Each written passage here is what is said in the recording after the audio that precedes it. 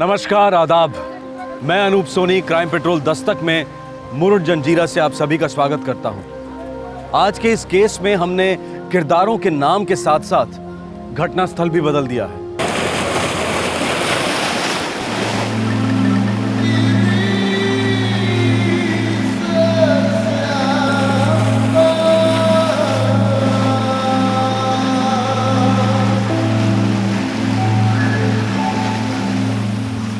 चल अशोक, भेटतो नंतर, आता घरला चाललो मी.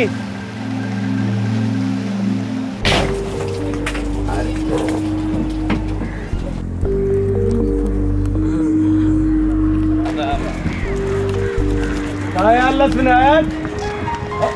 लगता है यार सॉलिड मच्छी हाथ लगी है तेरे. अरे सॉलिड बिलेट काय नाही रे मुकुंद, रोज का माल है, रोज का काम है. अरे अच्छी सुनवाई होगी तो रख मेरे वास्ते.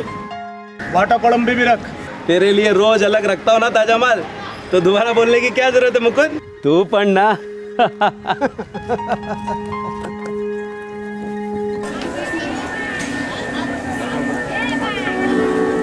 नाही मावशी, 50 म्हटलं ना मी. चल, देऊन टाका. 50.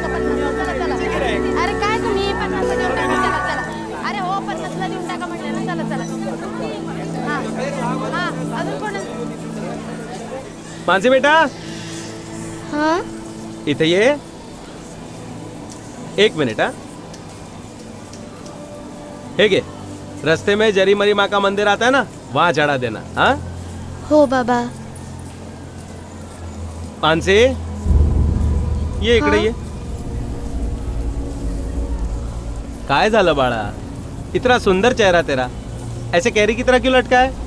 किसी के साथ झगड़ा हुआ? हाँ हो बाबा, पेट में थोड़ा सा दर्द है. घाबरू नको. तू स्कूल से आ जा, उसके बाद डॉक्टर साहब को बता देंगे. हाँ हो बाबा. जा बाळ जा.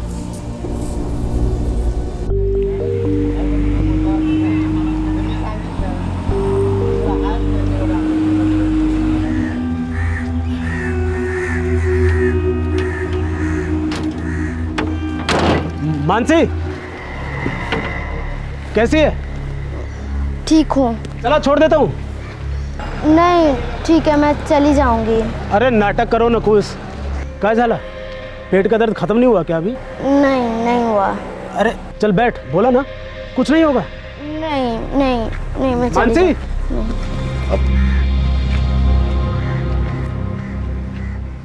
मछुआरे विनायक की बेटी मानसी 12 साल की थी. जनवरी 2012 की बात है. मानसी पेट के दर्द से बेहाल थी और मानसिक रूप से काफी डिस्टर्ब्ड. मानसी अपने पिता के साथ अपनी तकलीफ शेयर नहीं कर पा रही थी और ना ही अपने पिता के टैक्सी ड्राइवर दोस्त को कुछ बता पा रही थी. क्या था मानसी का दर्द और उसके अंदर ये हिचकिचाहट क्यों थी? आज आपण समीकरण सोडवूया. काल पण आपण समीकरण सोडवलेली बरोबर. तर आज आपण हा समीकरण सोडवूया. y वजा 7 बरोबर 4.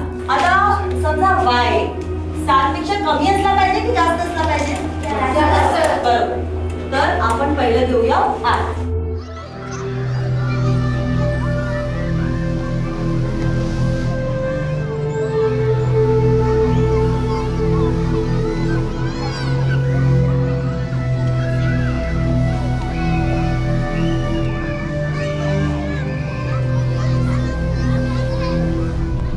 काय गं मानसी, एकदम चुपचाप. वो गौरी, मुझे ना बहुत डर लग रहा है. किस बात का डर? मेरे पेट में ना बहुत दर्द हो रहा है गौरी. क्या रे तू भी पेट के दर्द से डर रही है? वो गौरी, वो मेरे पेट में ना बच्चा है गौरी.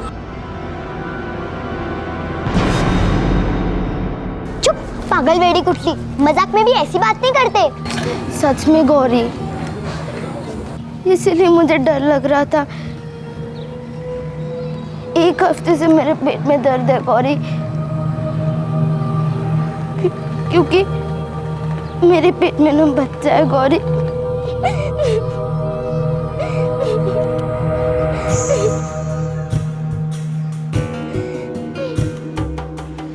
मानसी ने अपनी क्लासमेट गौरी को एक बहुत ही चौंकाने वाली और डिस्टर्बिंग बात बताई थी.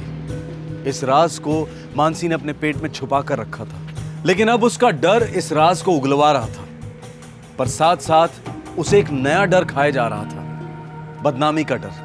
अपनी खास सहेली को यह राज बताकर मानसी ने एक कदम आगे उठा तो लिया था, लेकिन क्या यह उसकी समस्या का हल था?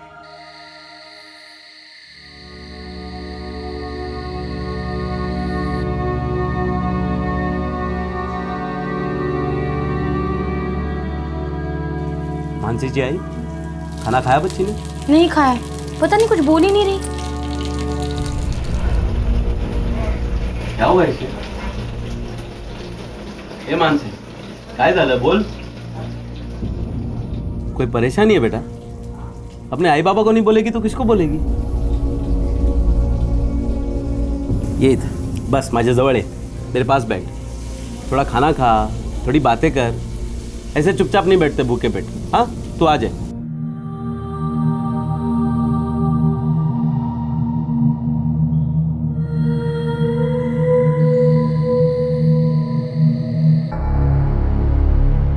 और क्या बताया उसने? बोल गौरी बेटा। और कुछ नहीं बाबा, बस रोती ही रही। ये बहुत गड़बड़ हो गई गौरी की आई, इस बात को उठाना होगा अभी के अभी।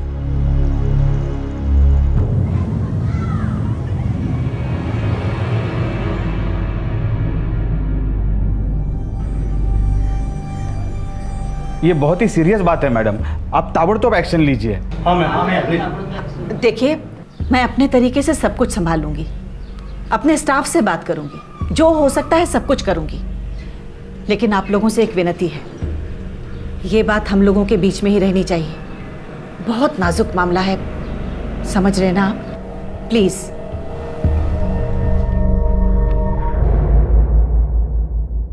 आप लोग मेरी बात ध्यान से सुनो।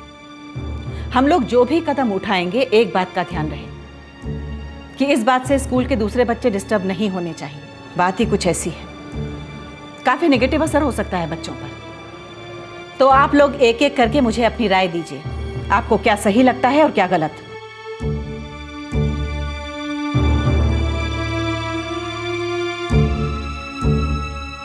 आता आपण बघितलं की 50 लिटर दुधाची खरेदी किंमत किती होते?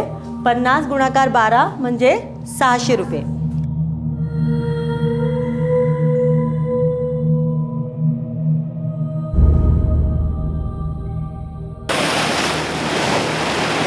विनायक, विनायक, विनायक, काय झालं दामोदर? प्रिंसिपल मैडम ने बुलाया तुझको, तेरी बेटी मानसी के बारे में बात करनी है।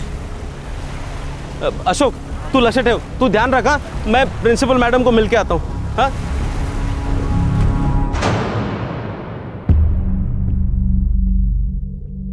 विनायक, तुम्हारी बेटी मानसी ने तुम्हें अपनी हालत के बारे में बताया? हालत? कैसी हालत? मानसी ने मुझे कुछ भी नहीं बताया। क्या हुआ मैडम? मुझे कुछ भी नहीं मालूम। मुझे पता था कि तुम्हें नहीं मालूम होगा। मानसी ने तुम्हें नहीं बताया होगा। मानसी ने क्या नहीं बताया होगा मैडम? विनायक, मानसी प्रेग्नेंट है, पेट से है वो।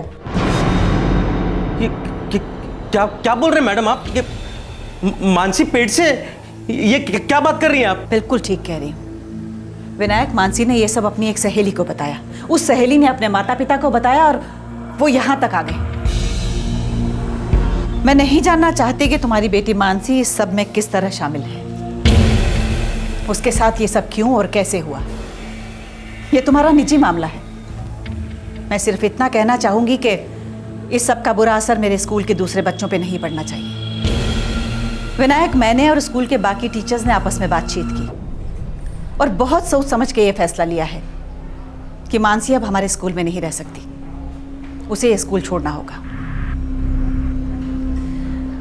ये उसका टीसी, ट्रांसफर सर्टिफिकेट।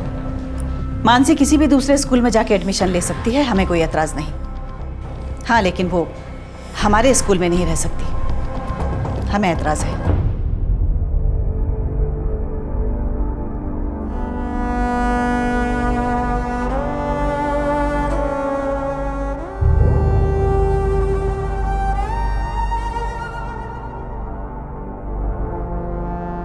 आज आपण शिकणार आहोत सजीवांची लक्षणे। तुम्हाला सजीव म्हणजे माहीत आहेत का? पेशीमय रचना, सजीवों के बीच रहने वाली क्या पेशी ने। आखिर मानसी के साथ क्या हुआ था? उसकी ऐसी हालत कैसे हो गई थी? लेकिन क्या किसी को मानसी की हालत की फिक्र थी?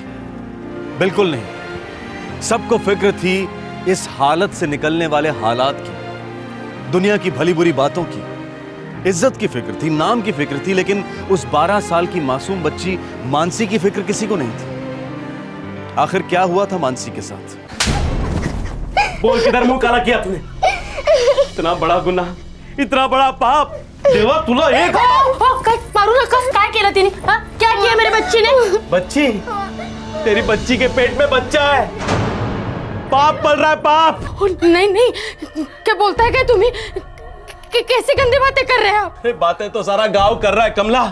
हमको बताने से पहले इसने अपनी वो सहेली है ना गौरी, उसको बताया.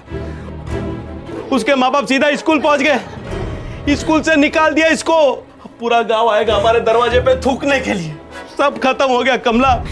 ऐसा क्यों किया तूने? बोल, क्यों किया तूने ऐसा? क्यों किया? आखिर जिंदगी एक ही सपना लेकर जिया मैं कि हमारी मानसी पढ़ लिख कर कुछ करेगी. लड़का नहीं हुआ तो सर पकड़ कर नहीं बैठा मैं. यही सोचा कि लड़की को लड़के की तरह पाल पोस के बड़ा करूंगा, कुछ बनाकर दिखाऊंगा. लेकिन सब बर्बाद कर दिया इसने. इस पाप का प्रायश्चित कैसे होगा कमला, कैसे होगा?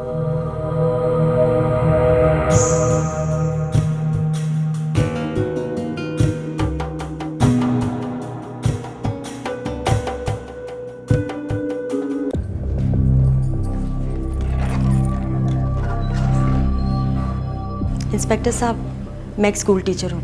मेरा नाम दीपा है. कुछ बात करनी है आपसे. बैठिए. धन्यवाद. बताइए.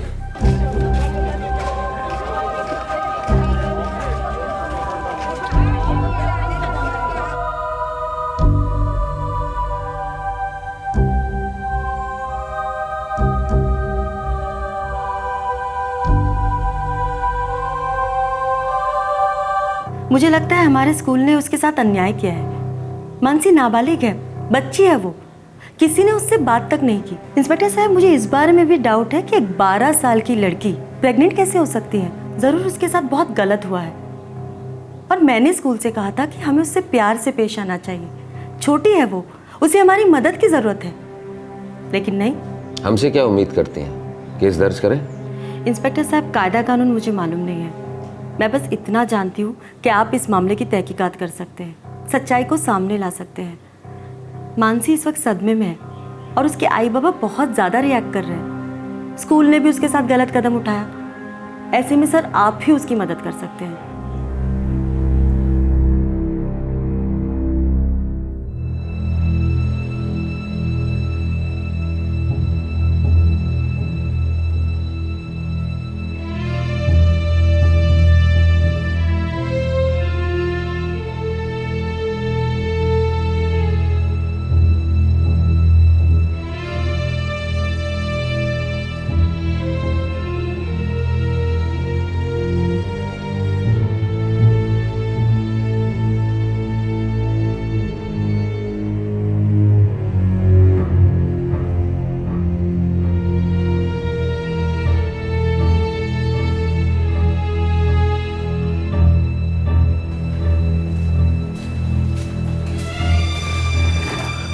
काय झालं डॉक्टर साहब? नहीं, तुम्हारी बेटी प्रेग्नेंट नहीं है. उसके पेट में दर्द किसी और कारण से हो रहा है. लेकिन तुम्हारी बेटी कुंवारी नहीं रही. संभोग के पूरे सबूत हैं. वो सिर्फ 12 साल की है. उसे शायद पता भी नहीं चला होगा कि उसके साथ क्या हुआ, कैसे हुआ.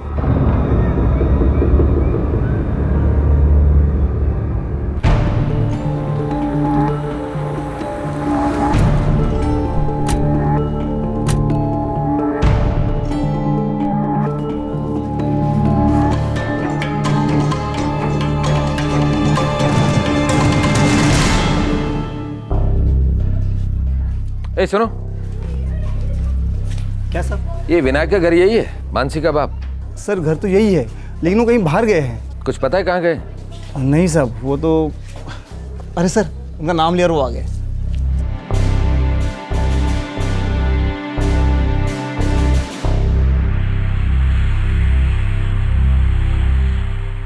देखो विनायक, अगर कोई बात नहीं थी तो तुम अपनी बच्ची को लेकर डॉक्टर के पास क्यों गए? साहब बच्ची के पेट में दर्द था बस। पेट दर्द की वजह से कोई इसे स्कूल से नहीं निकाल सकता। साहब माफ करो, हमको कोई पुलिस कंप्लेंट नहीं करनी है। मेरी बच्ची के साथ कुछ नहीं हुआ है, सब ठीक है साहब। बाड़ा, घाबरू नको। देख, तेरे साथ जो भी कुछ हुआ है ना, हमको सच सच बता दे। किसने किया है सब? हाथ जोड़ते साहब, बात को आगे मत बढ़ाइए। अगर हमारी बिरादरी में पता चल गया तो आखिरी जिंदगी हमें नीचे देखकर चलना पड़ेगा। पाप किया है मेरी बेटी ने,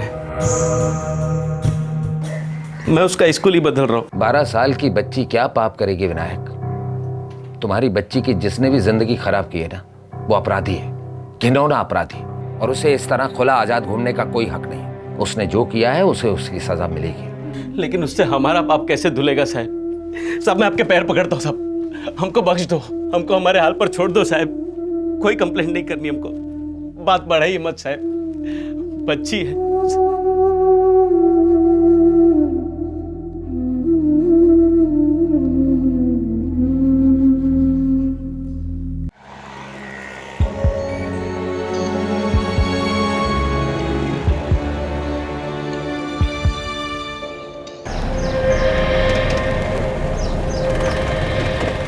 कहा रे विनायक, कहाँ निकली सवारी? छोड़ दूं बाप बेटी को? अरे मुकुंद, हम लोग गणेशपुरी गांव ही जा रहे थे। अगर तू वहीं से जा रहा है तो छोड़ दे हमको। हाँ उसी तरफ जा रहा हूँ, आजा बसा। चल चल, बोला ना।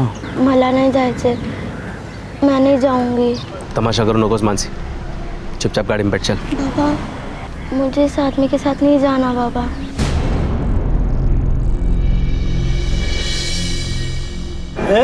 ये क्या घुसर घुसर शुरू हो गई बाप बेटी के बीच? बसा ना, चल। मुकुंद, मुझे एक काम याद आ गया। तो एक काम कर, तू निकल, हम लोग पहुंच जाएंगे। पक्का ना? हो, ठीक है।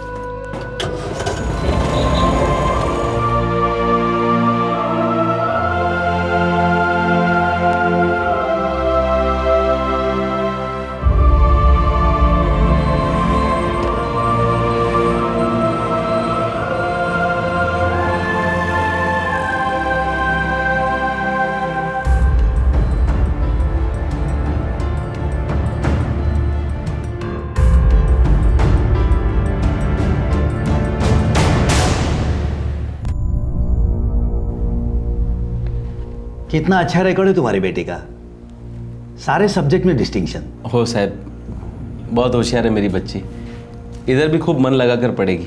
लेकिन वो स्कूल क्यों छोड़ा? तुम्हारे घर के कितने पास है, और यहाँ हमारे स्कूल में आने जाने में कितना टाइम लगेगा। कोई बात नहीं साहब, आपके स्कूल के बारे में इतना कुछ अच्छा सुन रखा है। मेरे सवाल का जवाब नहीं दिया। वो स्कूल क्यों छोड़ा? मन नहीं लग रहा था बच्ची का साहब उधर। हमारा स्कूल नया है, हमारे लिए खुशी की बात ये होगी कि इतनी अच्छी स्टूडेंट हमारे स्कूल में आएगी, कल से आ सकती है। धन्यवाद साहब, खूब खूब आभार। ये तो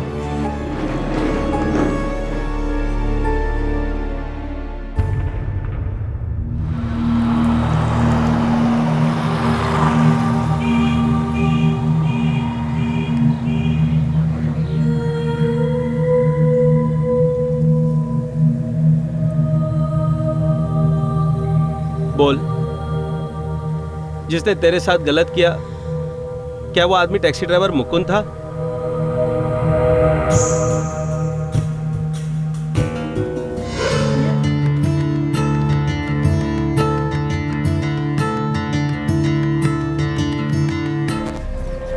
मानसी, कहीं छोड़ू क्या? नहीं काका, मैं बस चली जाऊंगी। अरे मैं तेरे स्कूल से होते जा रहा हूँ, चल छोड़ देता हूँ। अरे काका मैं चली जाऊंगी। अरे शर्मा मत, बैठ ना, बैठ बैठ बैठ बैठ बैठ।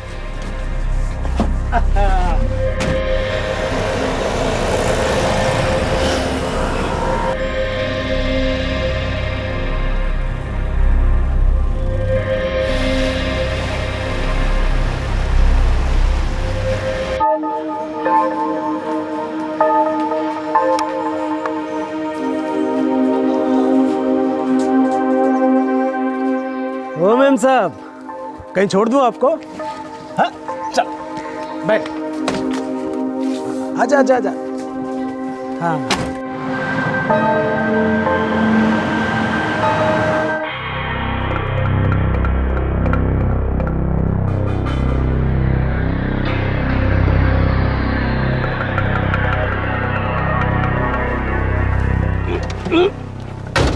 ये लो। सब मेरे लिए? इतनी अच्छी लगती है? हाँ। ठीक है, रोज दूंगा। पिक्चर देखना अच्छा लगता है तेरे को? बहुत अच्छा लगता है। क्या बात है, आज शाम को चलेगी मेरे साथ? सच? बिल्कुल सच।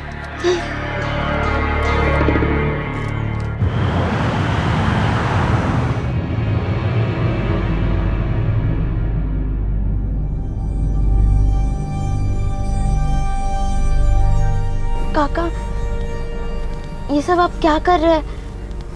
मुझे अच्छा नहीं लगता, गंदा लगता है। मेरी दी हुई चॉकलेट अच्छी लगती है, मेरे दिए हुए तोहफे अच्छे लगते हैं, तो बदले में मुझे कोई तोहफा नहीं दोगी?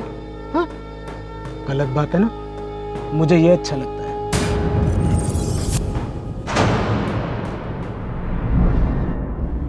पूरे 6 महीने से विनायक का पड़ोसी और अच्छा दोस्त मुकुंद उसकी 12 साल की बेटी के साथ घिनौनी हरकत कर रहा था। चॉकलेट्स और गिफ्ट्स देकर मुकुंद ने 12 साल की बच्ची का विश्वास जीत लिया था और अब वो उसे आए दिन इस्तेमाल कर रहा था, एक्सप्लॉइट कर रहा था। और फिर एक दिन नहीं, ये नहीं हो सकता। पेट का दर्द किसी और वजह से होगा। लेकिन काका, एक हफ्ते से रोज दुख रहा है, खूब दुखते काका। ये नहीं हो सकता, तू पेट से नहीं हो सकती। मैंने ऐसा कुछ नहीं किया तेरे साथ, मैंने सभी बातों का ध्यान रखा है। लेकिन काका, मेरे पेट में ऐसा लगता है कि कुछ हिल रहा है। पागल हो गई है क्या? देखिए, फालतू बातें मत कर और ये बात किसी के सामने बोलना मत। मुंह बंद रख अपना, स्कूल जा और अपना पढ़ाई वढ़ाई पे ध्यान दे, समझ गई?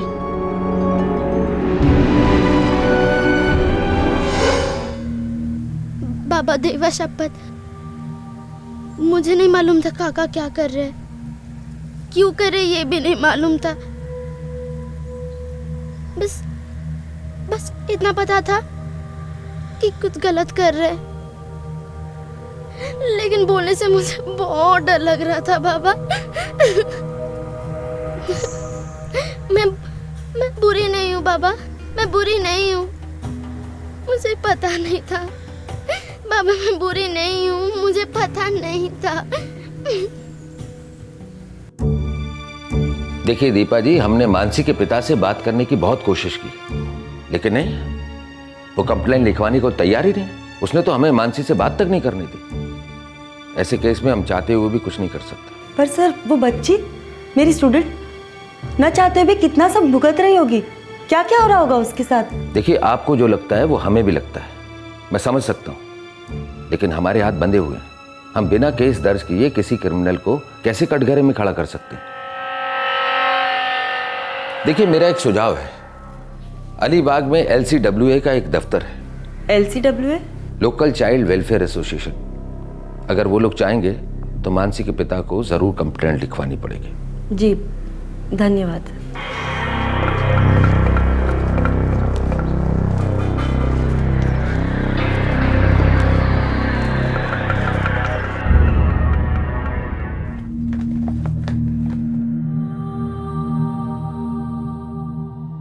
मैं पहले इसे स्कूल छोड़ूंगा, फिर वहीं से समंदर पर चला जाऊंगा।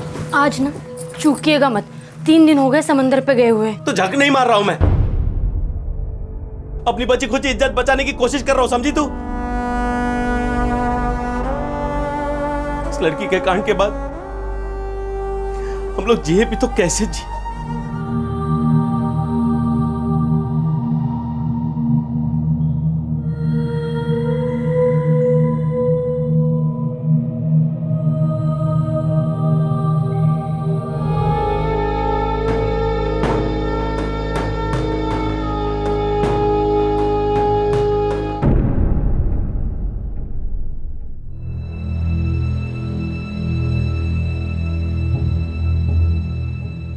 विनायक, विनायक, तुम्हारी लड़की को हम हमारे स्कूल में दाखिल नहीं कर सकते।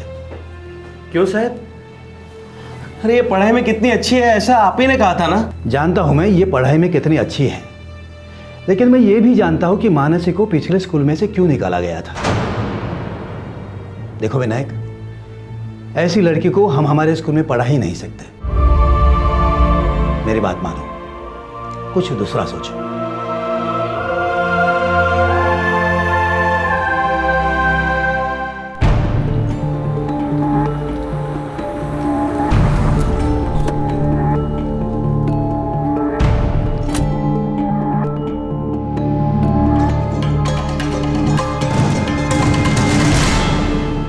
देखिए, हमने जो भी फैसला लिया वो हमारे स्कूल के बच्चों के हित में था। आपके स्कूल की एक बच्ची मानसी टंडन, उसे आपने स्कूल से बाहर निकाला, उसके हित के बारे में नहीं सोचा आपने? तो और हम कर भी क्या सकते थे? इंसान है आप, इंसानियत से पेश आ सकती थी।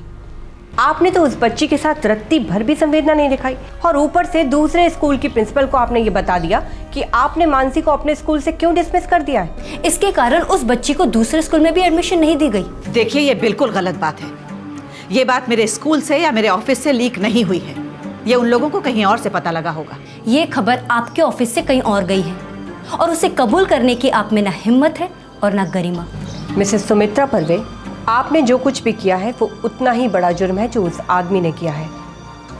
पढ़ी लिखी है आप, स्कूल की प्रिंसिपल है, आपका फर्ज बनता था कि आप उस बच्ची को लेकर समझदारी से काम लें। देखिए मैडम, मेरा अपने स्कूल के बाकी बच्चों के लिए भी कोई फर्ज बनता है। आप ही सोचिए, 12 साल की मानसी अगर प्रेग्नेंट हालत में स्कूल में आती तो स्कूल के बाकी बच्चों पे क्या असर पड़ता, बताइए। आपसे किसने कहा कि मानसी प्रेग्नेंट है? डॉक्टर ने? नहीं ना। फिर आपने कैसे सोचा कि एक 12 साल की लड़की प्रेग्नेंट हो सकती है? बस किसी ने कह दिया और आपने सुन लिया, और फिर बिना सोचे समझे आपने झटपट ये फैसला किया। मिसेस सुमित्रा जी, मानसी प्रेग्नेंट नहीं है। बस डर के मारे उसे ये वहम हो गया था कि वो प्रेग्नेंट हो गई है। मानसी प्रेग्नेंट नहीं हुई, लेकिन हद से ज्यादा अब्यूज हुई है। बार बार लगातार उस बच्ची के साथ शोषण हुआ है। अरे ऐसी बच्ची को प्यार, मोहब्बत और अपनेपन की जरूरत होती है, ये नहीं कि उसका बहिष्कार किया जाए। शर्म की बात है, बड़े ही शर्म की बात है सुमित्रा जी। जिस संस्था को प्रोग्रेसिव विचारों का गढ़ होना चाहिए, उस संस्था की अध्यक्षा एक इतनी गंवार और संकुचित विचारों की साबित हुई हैं। बौखलाए हुए माँ बाप और शौक में तड़पती बच्ची को मदद का हाथ देने के बजाय आपने क्या किया? उस बच्ची को और दर्द दिया, पीड़ित को सजा दी। सजा तो अब आपको होगी मैडम। पहले हम बच्ची के माँ बाप से बात करेंगे और फिर आपके खिलाफ तगड़े से तगड़ा केस फाइल करेंगे।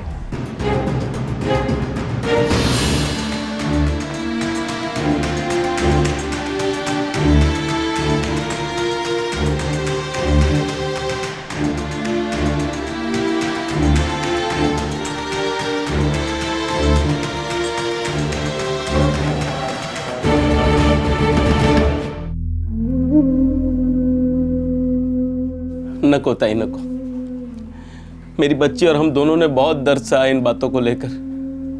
अब पुलिस में कंप्लेन लिखवाकर हम अपने आप को किसी जाल में फंसाना नहीं चाहते, ताकि वो गंदा आदमी तुम्हारी मानसी जैसे कई और बच्चियों को अपने जाल में फांसता रहे। विनायक, मैं आखिर दुनिया की जिम्मेदारी तो नहीं ले सकता ना ताई। मुझे तो सिर्फ अपनी बिरादरी में अपनी इज्जत संभालनी है। ये तो ऊपर वाले का शुक्र है कि लड़की पेट से नहीं है, नहीं तो क्या मुंह दिखाते हम लोग गांव को। इसके इस पाप की वजह से हम सबको जिंदगी भर की सजा हो जाती। कुछ नहीं होता तुम्हारे साथ, और वैसे भी मानसी ने कोई पाप नहीं किया है, बल्कि उसके साथ तो घोर अन्याय हुआ है। हम इस अन्याय के साथ जी लेंगे, जहर का घूंट पीकर हजम करके जी लेंगे। आप सिर्फ इतना ही कीजिए कि मेरी बेटी को अच्छे स्कूल में दाखिला दिलवा दीजिए।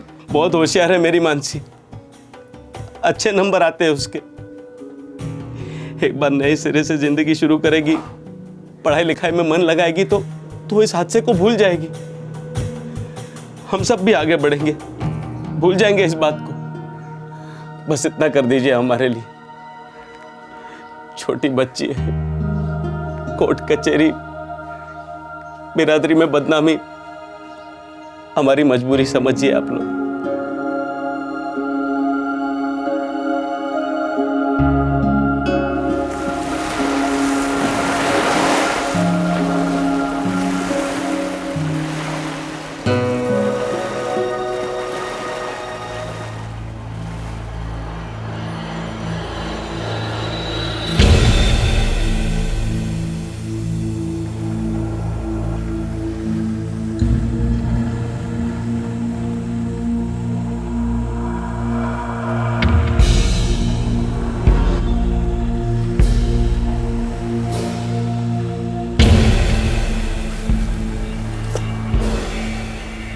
मुकुंद,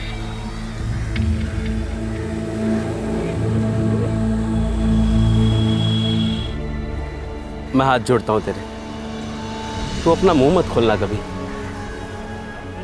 नहीं खोलूंगा। बहुत मेहरबानी होगी।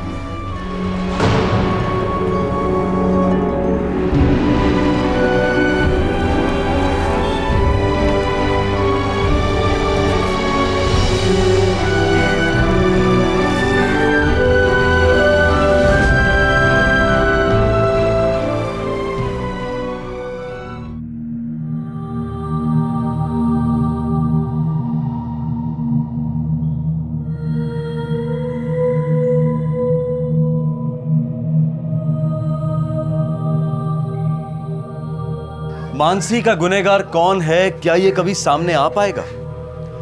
लोकल चाइल्ड वेलफेयर एसोसिएशन की मदद से मानसी को एक नए स्कूल में एडमिशन दिया गया, जहां उसने अपनी पढ़ाई शुरू की।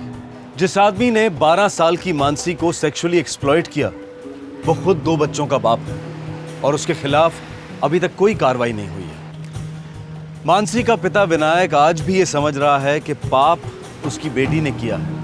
उसने पुलिस से हाथ जोड़कर विनती की कि वो इस मामले की तहकीकात ना करें, वरना उसका परिवार बदनामी और शर्मिंदगी के मारे बर्बाद हो जाएगा।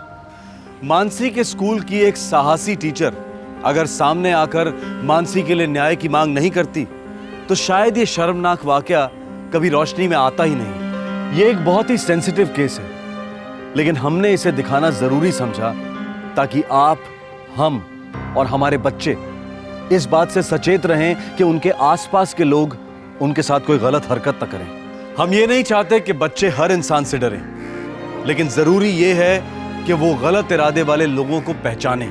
अगर उन्हें जरा सी भी दस्तक सुनाई दे कि कोई उनके साथ कुछ गलत करने की कोशिश कर रहा है, तो वो आवाज उठाएं और अपने बड़ों तक पहुंचाएं, और बड़े उन्हें आश्वासन दें कि वो गलत नहीं है, दोषी नहीं है। इस केस का एक दूसरा पहलू है जिसने हमें हैरान कर दिया, वो ये कि शहरों से मीलों दूर, प्रगति से कोसों दूर इस देश में एक और दुनिया भी है, जहां एक गरीब और मजबूर पिता आज भी ये मानता है कि पाप उसकी बच्ची ने किया था, जबकि सच तो ये है कि गलत और अपराध तो उस बच्ची के साथ हुआ था। हम ऐसे पिता की बड़ी आसानी से निंदा कर सकते हैं कि वो कमजोर है, अपनी बेटी के साथ हुए अन्याय के लिए कुछ नहीं कर पाया, पर सच्चाई तो ये है कि मानसी के पिता विनायक की दुनिया हमारी दुनिया से पूरी एक सदी पीछे है। और हकीकत यह है कि 2012 के भारत में ऐसा पिछड़ापन एग्जिस्ट करता है। हमारे नजरअंदाज करने से या ना करने से सूरत हाल बदलने नहीं वाला। यह केस एक जबरदस्त दस्तक है कि जिस प्रगति की हम बात करते हैं, जिस नजर से हम शाइनिंग इंडिया को देखते हैं, वो नजर मायोपिक है, अदूरदर्शी है, धुंधली है। ऐसा माना जाता है कि हर माँ बाप अपने उस बच्चे पर ज्यादा ध्यान देकर पालन करते हैं जो औरों से कमजोर हो। तो फिर क्या यह सही है कि प्रगति और मॉडर्नाइजेशन सिर्फ देश के उस हिस्से को मिले जो ऑलरेडी अच्छी तरह से पल रहा है, और जिस हिस्से को इस प्रगति और मॉडर्नाइजेशन की सही मायने में जरूरत है, वहां तक ये पहुंचता ही नहीं? हमारे आज के एपिसोड की दूसरी कहानी। बन बन घूमे श्री राम जी, ढूंढत खोजत सीता माई के, संगे लक्ष्मण साथ निभावे। तो भैया बहुत कठिन समय था वनवास का, दुष्ट रावण ने कर लिया था हरण सीता माई का। घने जंगलों की गहराई में एक जंगल की बेटी कर रही थी इंतजार कि कब प्रभु राम के पावन चरण उस जंगल में पड़ेंगे। जी हाँ भाइयों, इस स्त्री का नाम था माता शबरी। हाथ जोड़ी जोड़ी पग निहारे, सिया राम जी स्वयं पधारे। प्रभु राम को साक्षात देख माता शबरी फूले नहीं समाती है। माता शबरी की टोकरी जंगली बेरों से भरी थी। अपने उत्साह में माता शबरी ने हर एक बेर को चखा और उसके बाद ही प्रभु राम को अर्पित किया।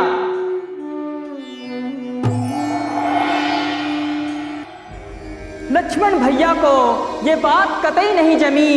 सवाल उठा दिमाग में, कि भैया एक आदिवासी स्त्री के झूठे बेर भला कैसे खा सकते हैं। तत्पश्चात प्रभु राम बोले, हे लक्ष्मण, मेरे अनुज भ्राता, छूत अछूत का भेद ईश्वर ने नहीं मनुष्य ने बनाया है। लोगों के दिल में झांक कर देखो, सभी एक समान हैं। इस सबरी के बेर झूठे नहीं मीठे हैं लक्ष्मण, क्योंकि वो प्रेम से अर्पित किए गए हैं। वैष्णव जन तो तेने कहिए जे। हर इंसान बराबर है। सदियों से जातिवाद ने हमारे समाज को गुमराह किया है। जिन लोगों को अछूत कहा जाता है, ये उसी हरि के बच्चे हैं जिसने हम सबको बनाया है। हरिजन को हर नागरिक की तरह समान अधिकार होने चाहिए। जातिवाद मानवता के खिलाफ एक पाप है, हमारे देश का सबसे बड़ा दुश्मन है। इसको सामाजिक और कानूनी तौर पर मात देकर जड़ से उखाड़ फेंकना हमारा धर्म है।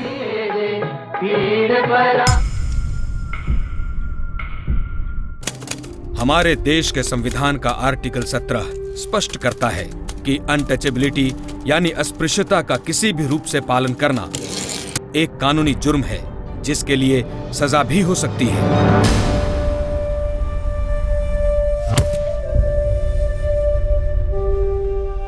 प्रभु श्री रामचंद्र, गौतम बुद्ध, गुरु नानक, दयानंद सरस्वती, स्वामी विवेकानंद, महात्मा गांधी और डॉक्टर अंबेडकर, इन सभी महापुरुषों ने अपनी भारत माता पर लगे जातिवाद के कलंक को मिटाने की कोशिशें की। पर आज भी जनतंत्र होने के बावजूद आधुनिक भारत में ये हजारों सालों से चली आ रही बीमारी पनप रही है। आज भी कुछ ब्राह्मण जाति के लोग अपने आप को दूसरों से श्रेष्ठ मानते हैं, जहां क्षत्रिय जाति के कुछ ठाकुर भी उन ब्राह्मणों की तरह अपने आप को ऊंचा मानते हैं। और वर्ण व्यवस्था के सबसे कुचले पीड़ित लोग होते हैं दलित, जिन्हें बराबर का इंसान नहीं समझा जाता, जिन्हें गांव के सामाजिक, आर्थिक और राजनीतिक जीवन में कोई स्थान नहीं मिलता। वो रहते भी गांव के बाहर ही हैं। प्रगति के मार्ग पर चलना तो दूर, निचली जाति के लोग गांव की सड़कों पर भी नहीं चल सकते। इनके साये को भी मनुष्य समझा जाता है और उन्हें कच्ची पगडंडियों से गुजरना पड़ता है। लेकिन हां, दलितों की मेहनत और श्रम से जातिवादियों को कोई आपत्ति नहीं होती।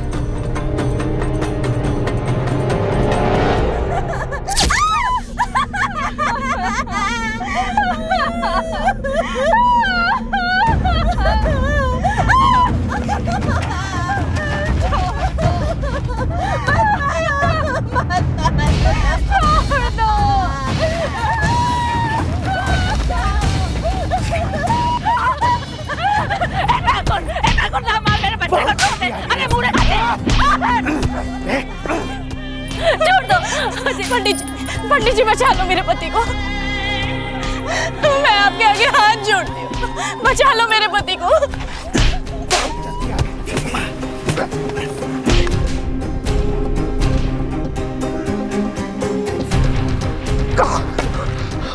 बेटा, बेटा देखो भैया, जो भी गलती है मेरी, मेरे बेटे को छोड़ दो।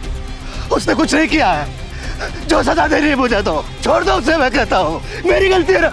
और जो मैं आपके सामने हाथ जोड़ता हूँ, मेरे बेटे को छोड़ दो बेटा, मेरे बेटे को। तुम्हारी गलती है ना, तो अब तुम भी भुगतोगे। मुझे छोड़ दो।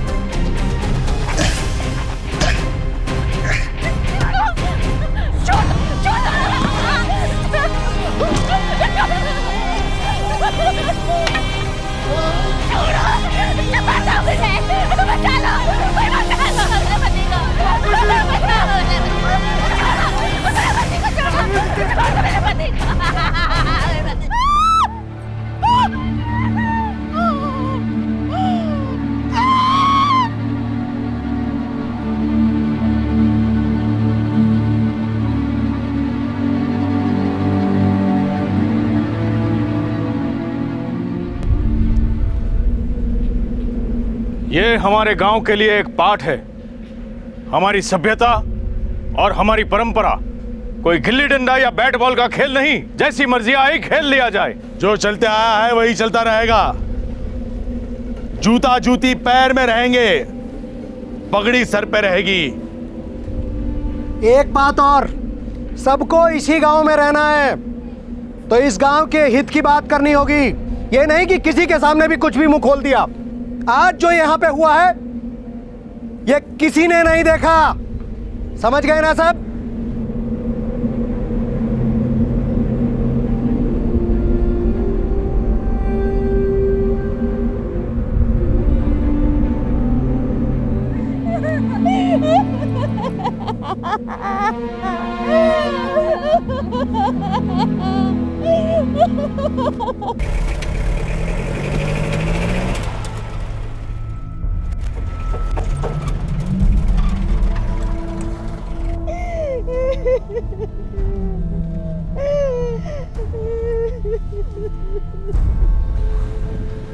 कौन थे? 65 वर्षीय गंगाराम की हत्या सारे गांव के सामने हुई थी। सिर्फ गांव के नहीं बल्कि गांव की पंचायत के सामने हुई थी। दरअसल पंचायत बुलाई गई थी एक खास मकसद के लिए, और वो मकसद था गंगाराम को ठिकाने लगाना। पंचायत को एक फैसला करना था, या तो गंगाराम और उसके परिवार को गांव निकाला दे दिया जाए, या फिर 65 वर्षीय बुजुर्ग गंगाराम को इस दुनिया से ही निकाल दिया जाए।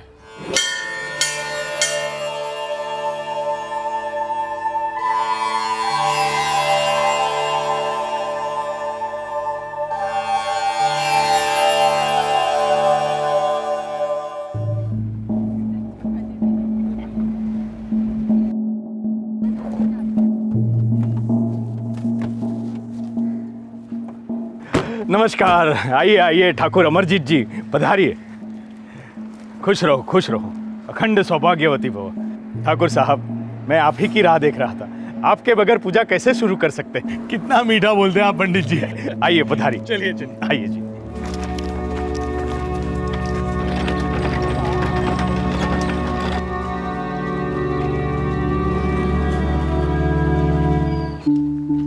अरे हरि भाई, इतने दिनों के बाद। गंगाराम जी, मुंह मीठा कीजिए। भाई पहले मीठी खबर तो सुनाइए।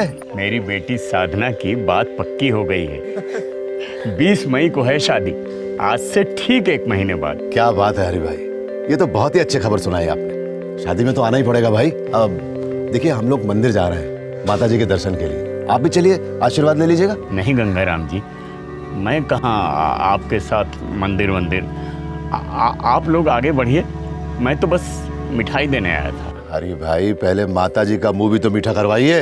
आइए, आओ भाई, आओ आओ भाई, आइए।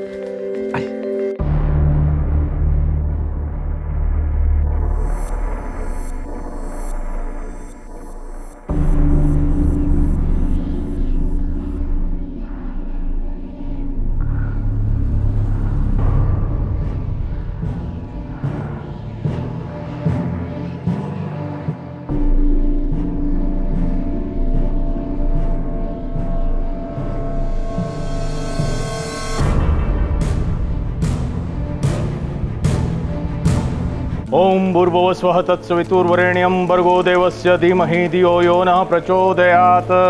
ओम भूर्भुवस्वः तत्सवितुर्वरेण्यं स्वाहा। दुर्गमोहा दुर्गमगा दुर्गपुरुणी दुर्गमा दुर्गदानी दुर्गमति दुर्गमता दुर्गम्या दुर्गमहेश्वरी दुर्गभीमा दुर्गभामा दुर्गभा दुर्गदानी नामावली स्तु दुर्गा मम माना पड़े सर्वभय मुक्तो भविष्य न संचय।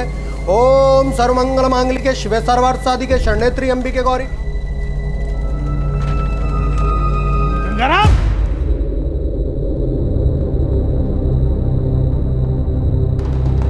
सठिया गया हो। क्या बात है अमरजीत जी? कौन है ये 3 लोग? ये हमारे दोस्त हैं, देवन हरि गांव से। हरि नाम है इनका, और ये दोनों इनके बेटे हैं। माजरा क्या है? तुम्हारा ये दोस्त और उसके ये 2 बेटे कौन जात के?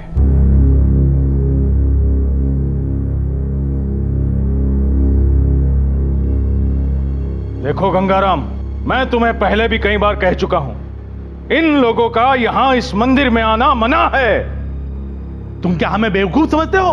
इनके चेहरे पे लिखा है, निचले हैं, ये दलित हैं। अमरजीत जी, पंडित जी, हम पहले भी आप लोगों से कई दफा कह चुके हैं कि हम जात पात को नहीं मानते, ऊंच नीच को नहीं मानते। हम भगवान का घर सबके लिए है, ये मंदिर है, ठाकुरों की जागीर नहीं है ये। चुप करो गंगाराम।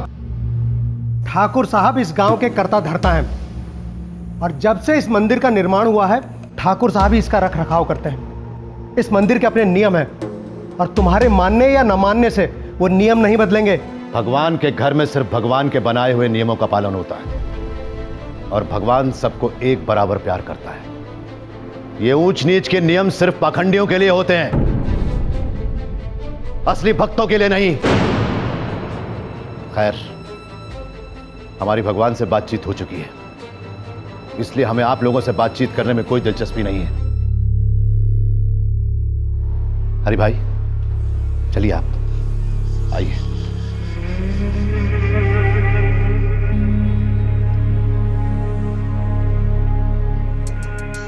ये गंगाराम बड़ी तरफदारी कर रहा है नीचलों की। अगर इसकी लगाम ना खींची गई तो ये पागल घोड़ा सारे गांव में उधम मचा देगा, गंदगी फैला देगा सारे गांव में। ये अब जो भी कदम उठाना है पंचायत को उठाना होगा और फैसला बड़ी मजबूती से होगा। हमारा धर्म संकट में है पंडित जी।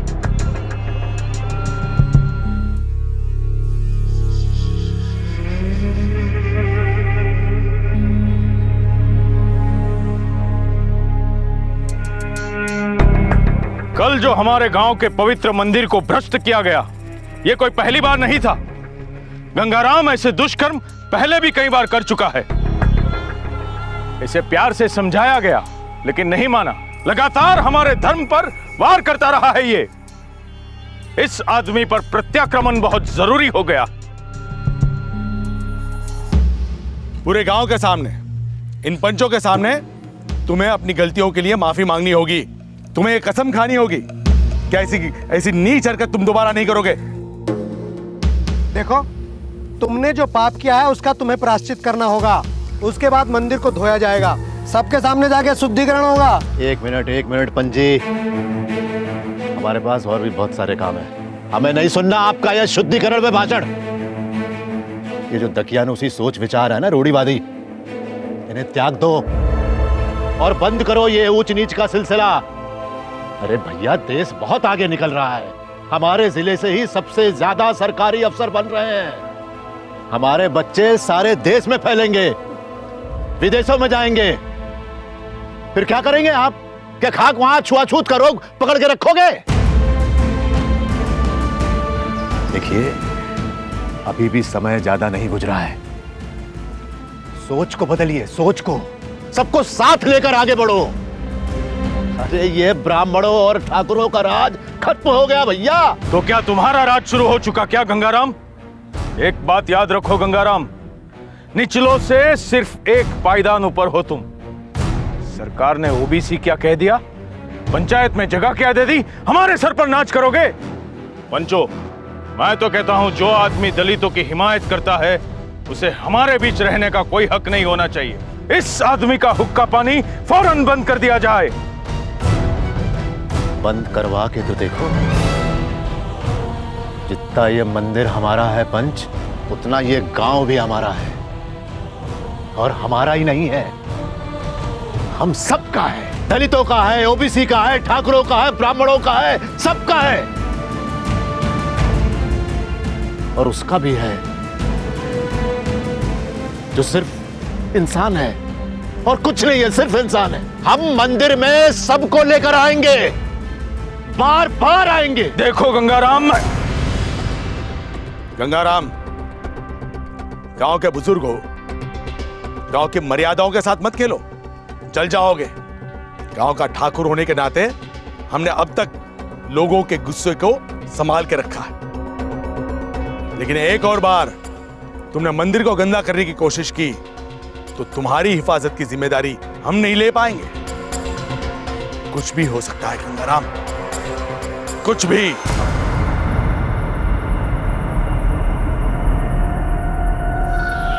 गंगाराम एक अलग ही मिट्टी का बना इंसान था।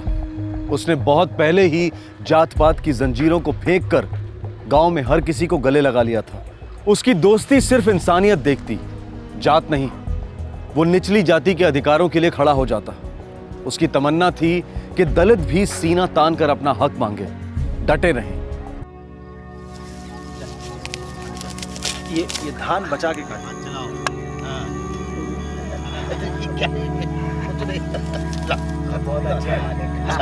ऐसे बराबर से काटो।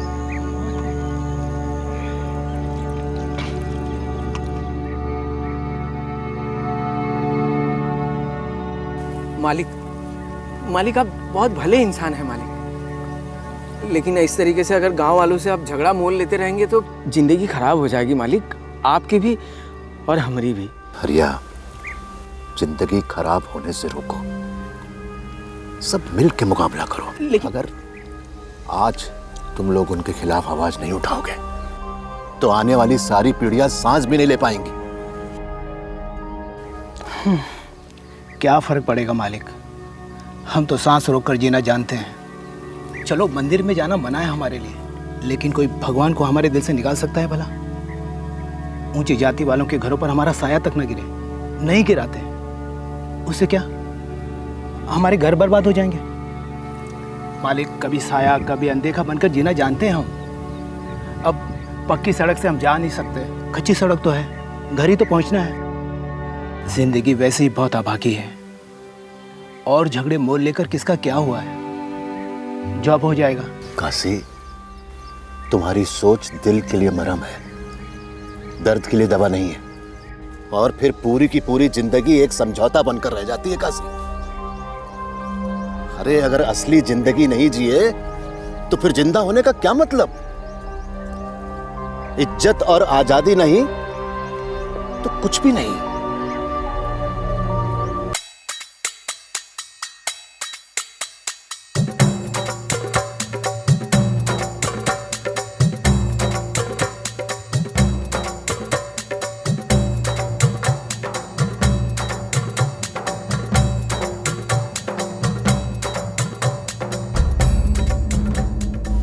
अब इतना काहे सोच रहे हो? जो दिल कहता है वो कीजिए। बहुत दुविधा है साधना की अम्मा। अगर न बुलाऊं तो मेरा दिल बैठ जाएगा, और शादी में बुलाऊं तो गंगाराम जी खुद दुविधा में पड़ जाएंगे। हमारी साधना उनके आंगन में खेली है जी। मैं तो कहती हूँ न्योता भेज ही दो, पर साथ में ये भी कहो अगर कोई खतरा हो तो ना आए।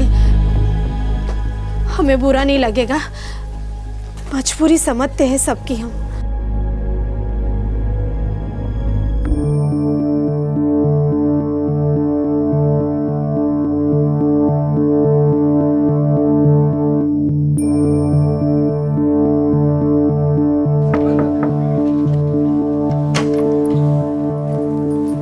अरे हरि भाई साहब, नमस्ते। नमस्ते। आइए आइए, अंदर आइए। नहीं नहीं, मैं अंदर नहीं आऊंगा। तनिक गंगाराम जी को बाहर बुलाइए भाभी जी। अरे हरि भाई, आइए आइए, अंदर आइए। नहीं गंगाराम जी, खामखा जात पात का बखेड़ा खड़ा होगा। हरि भाई खड़ा होगा तो बैठ भी जाएगा, और एक दिन खड़ा भी नहीं होगा। हरि भाई, कम से कम आप तो इन दकियानुसी विचारों पर विश्वास मत कीजिए। आइए आइए, अंदर आइए, सोचिए नहीं, आइए।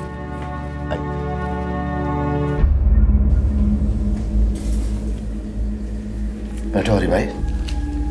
अरे वहां नहीं, यहाँ बैठिए।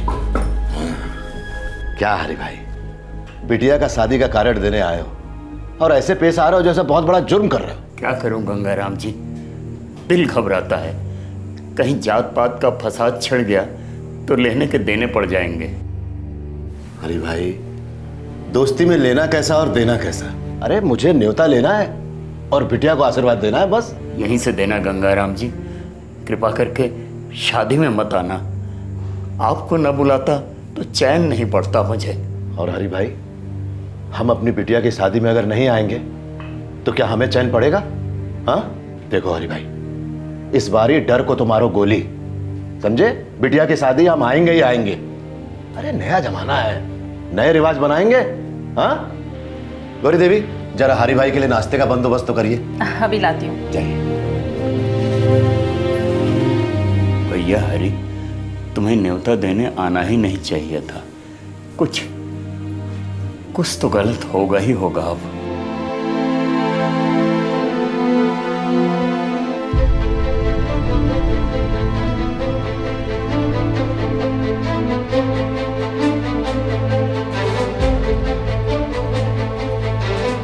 अरे ये सुअर की औलाद यहाँ क्या कर रहा है?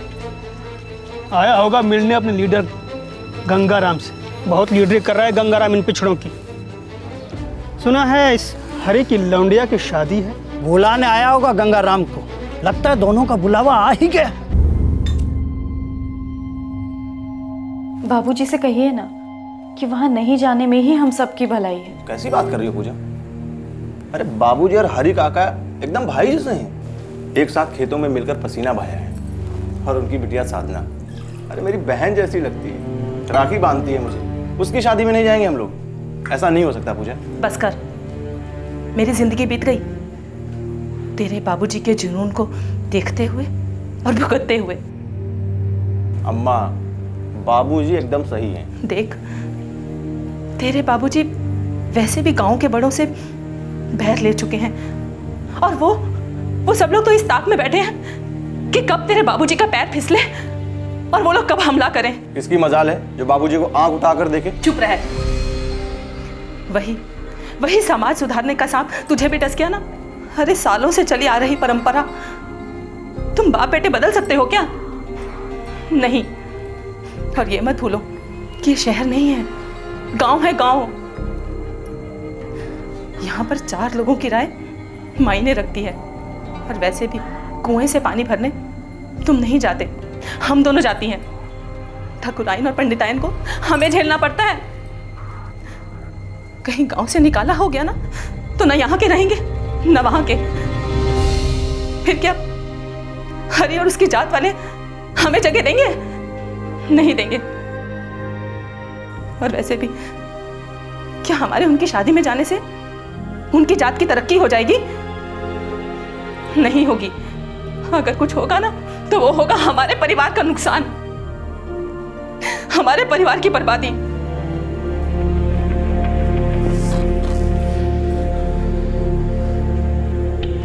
अजय, तुम्हारी अम्मा सही कह रही है। हमें कोई हक नहीं पहुंचता तुम्हारी और बहू की जिंदगी बर्बाद करने का। हमारी सोच हम ही को मुबारक। और वैसे भी हमारी जिंदगी अब बची कितनी है। बाबूजी, ऐसी बातें मत कीजिए।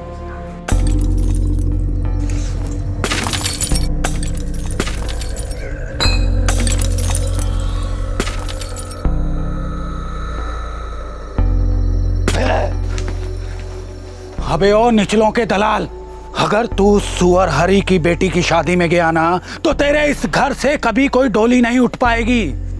अरे तेरा ये घर ही नहीं रहेगा, जला करके फूंक देंगे तुम्हारे इस घर को और साथ में तुम्हारे इस खानदान को भी। अरे अगर निचलों से इतना ही प्यार और हमदर्दी है तो जाओ ना नरक में। नरक में जाके मिलो गले उनसे, कौन रोकता है तुम्हें? और अगर देखना ही चाहते हो ना तो भेजो अपनी बीवी और बहू को हमारे पास। हम बताएंगे कि असली परंपरा क्या होती है। नहीं बेटा, नहीं। समझाओ इसे।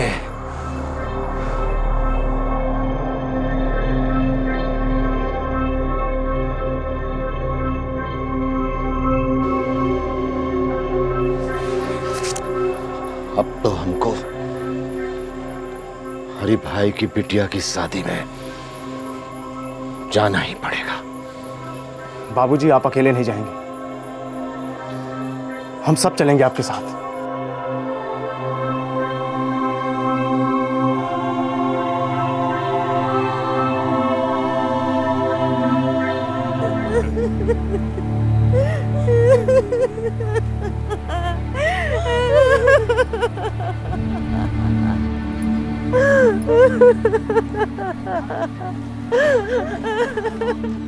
तुम्हारे बाबूजी एक दलित दोस्त की बेटी की शादी में गए थे और इसलिए उन्हें जान से मार दिया गया।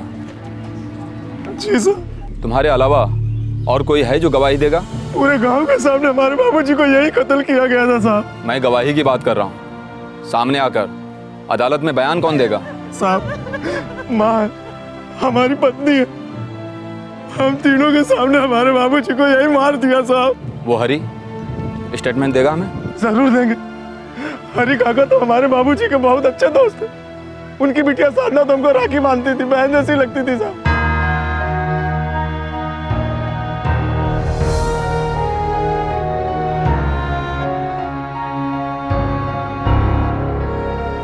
अरे बस बस बस, खुश रहो।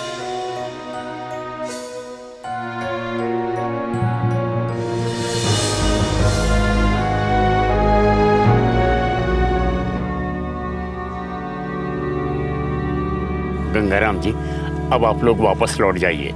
कुरुथ हवा के कुछ लठैत हम पे नजर रखे हुए थे, अच्छी बात नहीं है।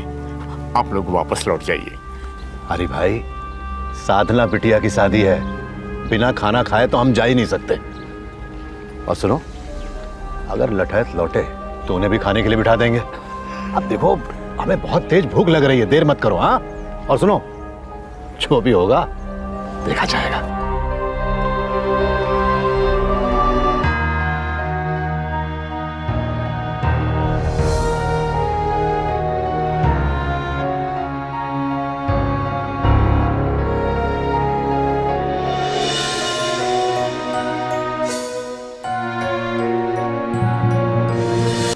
गंगाराम अपने दलित दोस्त हरी की बेटी की शादी में गया, वहां शादी का खाना भी खाया, और ये साथ में खाना खाने वाली बात ताबूत की आखिरी कील साबित हुई, last nail in the coffin.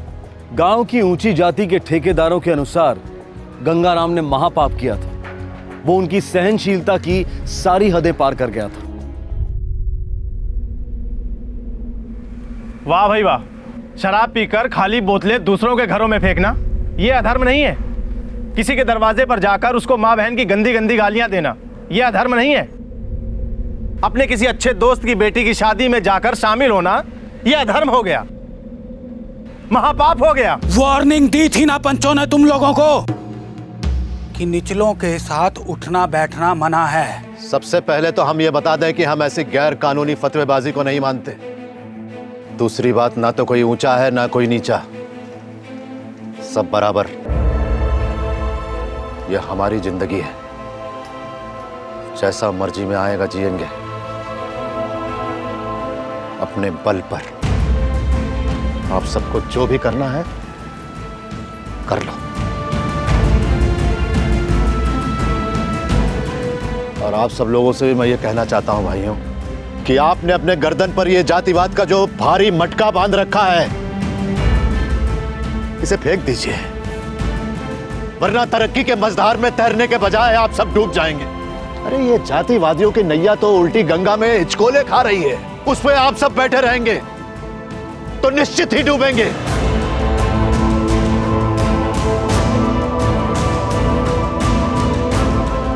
चलो गौरी देवी, चल बेटा। लाठी के भूत बातों से नहीं मानते हैं। आज यहाँ एक ऐसा सबक सिखाया जाएगा जिसे सारा गांव याद रखेगा और मूत देगा डर के मारे। आज के बाद निचलों की हिमायत करना तो दूर की बात, कोई उनका नाम भी अपनी जबान पर नहीं लेगा। और रही बात धर्म और अधर्म की, तो उसका हिसाब भी आज होकर ही रहेगा।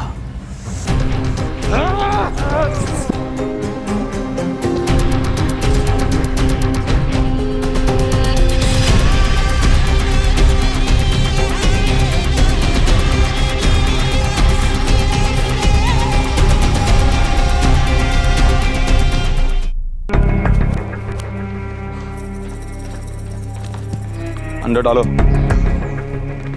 दरोगा, जमानत होने तक हमारे बेटे को कुछ होना नहीं चाहिए। शांति रखिए ठाकुर साहब, मैं तो सिर्फ अपनी ड्यूटी निभा रहा हूँ। जिस आदमी का मर्डर हुआ है उसके लड़के ने आपके बेटे के खिलाफ एफआईआर दर्ज करवाया है, हिरासत में तो लेना ही पड़ेगा हमें।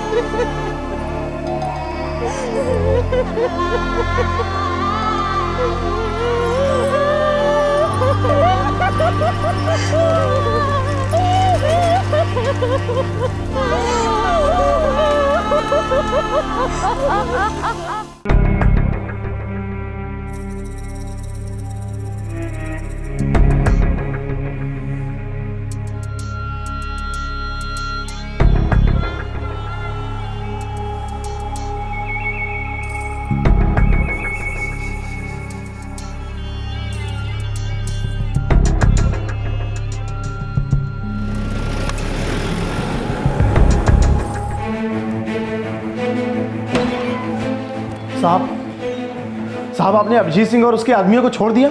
मैंने किसी को नहीं छोड़ा, उनकी जमानत हुई है, लेकिन एफआईआर में उनके नाम बकायदा दर्ज हैं। चार्जशीट होगी, मुकदमा चलेगा। साहब, अभिजीत सिंह और उसके आदमियों ने पूरे गांव के सामने मेरे बूढ़े बाप की हत्या की है। आप उन्हें सजा दिलवा कर रहिएगा। देखो अजय, सजा दिलवाना कानून का काम है, हमारा काम है बंदे को कानून के सामने खड़ा करना। कहीं सुनी पर हम किसी को खड़ा नहीं कर सकते, लोगों को सामने आकर बयान देने पड़ते हैं। और अब तक तुम तीनों के अलावा एक भी गांव वाला सामने नहीं आया है। कैसे आएगा साहब? पूरे गांव में दहशत का माहौल है, कोई चूं तक नहीं कर सकता है। अगर किसी ने आवाज उठाने की कोशिश भी की, सीधा बहिष्कार, हुक्का पानी बंद कर देंगे, या फिर मेरे बाबूजी की तरह उसकी भी हत्या कर देंगे। हम किसी की हलक में हाथ डालकर स्टेटमेंट उगलवा नहीं सकते अजय, वो कानून की मर्यादा का उल्लंघन होगा। हाँ, तहकीकात जारी रखेंगे, और जब वक्त सही हो चार्जशीट फाइल कर देंगे। एक मशवरा देता हूँ, याद रखो तुम तीनों जिंदा हो, तुम्हारी अपनी जिंदगियां हैं, जीना भूल मत जाना। ऐसे मामले लंबे चलते हैं।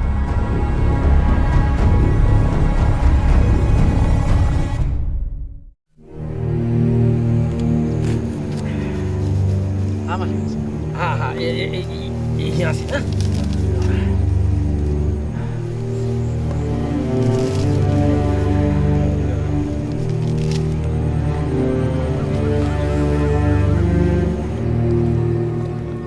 अजय भैया, हम बोले थे मालिक को कि ये कोई लड़ाई है ही नहीं, ये दीवार पे सर पटकने वाला माजरा है। 6 महीने निकल गए, पत्ता तक नहीं हिला, मामला जो का त्यों ही है।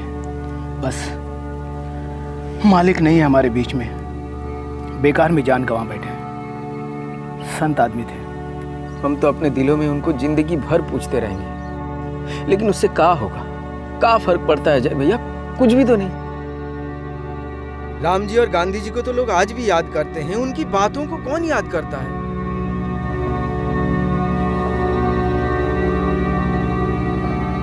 गलती तो हमारी ही थी,